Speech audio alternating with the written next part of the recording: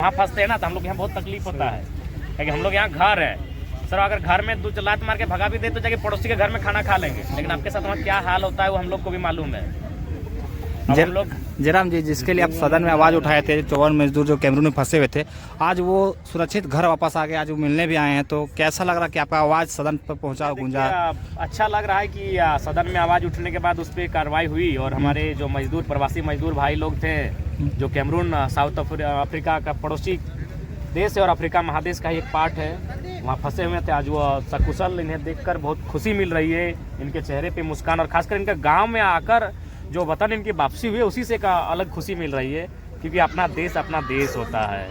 भूखे रह लेंगे, खुले आसमान के नीचे रह लेंगे, लेकिन अपनी मिट्टी की खुशबू एक अलग होती है। विदेश में बहुत तकलीफ के साथ पानी ना मिलना, खाना ना मिलना, तो इन सारी घटनाएं घट रही थी। तो सदन में इनके माध्यम से टेलीफोनिक हमें सूचना दी गई थी, तो हम सूचना के माध्यम से हाउस में इस बात को रखे थे और आज चलिए एक प्रयास से ये लोग आए हैं। झारखंड के बहुत से लोग प्रवासी मजदूर बाहर में काम करते हैं, उन लोगों को क्या संदेश दीजिएगा जो फंस जाता जाके? सबसे पहला तो संदेश यही देंगे कि जब भी वो विदेश के लिए जाए तो टर्म एंड कंडीशन को बहुत अच्छी तरीके से जांच परख के पढ़ें समझें, उसके बाद ही वो विदेश जाए। और सबसे पहली बात, जब जाए तो सामूहिक तौर पर जाए और वहाँ अगर घर में उनका आपसी विवाद है तो उसको भुलाकर एक दूसरे को सहयोग करें, क्योंकि आप विदेश में रहते हैं, आपका एकता बहुत आवश्यक है, आप समूह में रहना भी आपका आवश्यक है।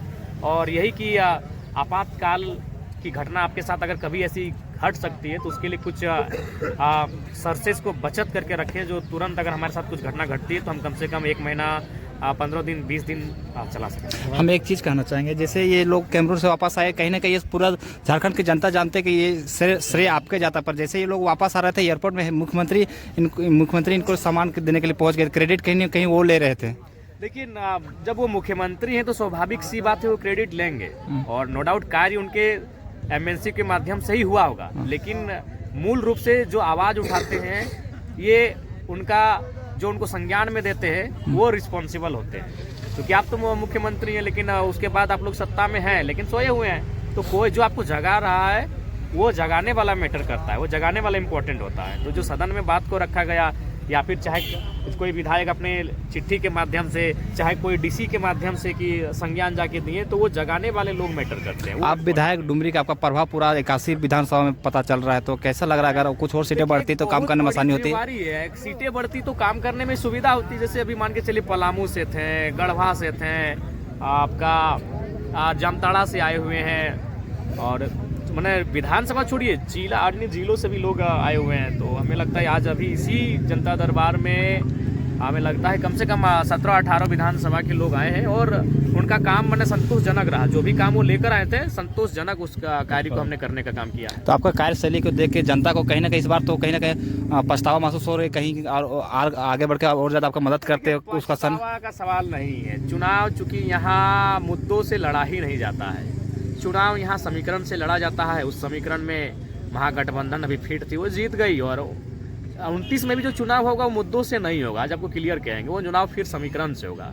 अगर हमारे पार्टी के पास वो समीकरण आएगा तो ही हम जीतेंगे। अब वो जनता तय करेगी, उस समीकरण को तोड़ती है और नए समीकरण के साथ आ पाती है कि नहीं, वो जनता तय करेगी।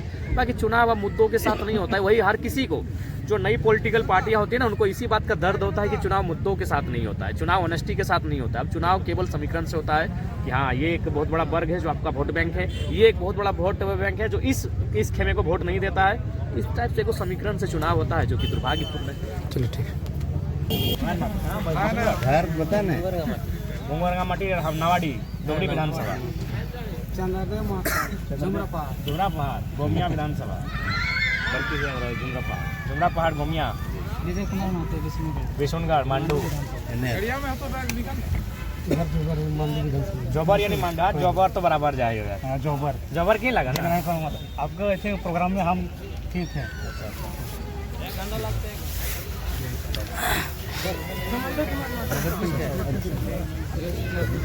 बाहर से जो है वो लोग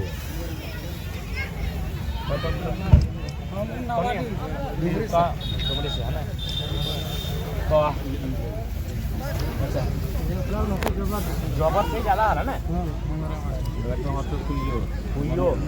ऐसे तुयो गोमिया तुयो ना।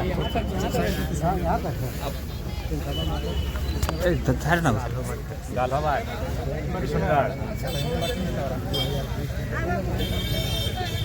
हाँ काटिए क्या हुआ है पूरा?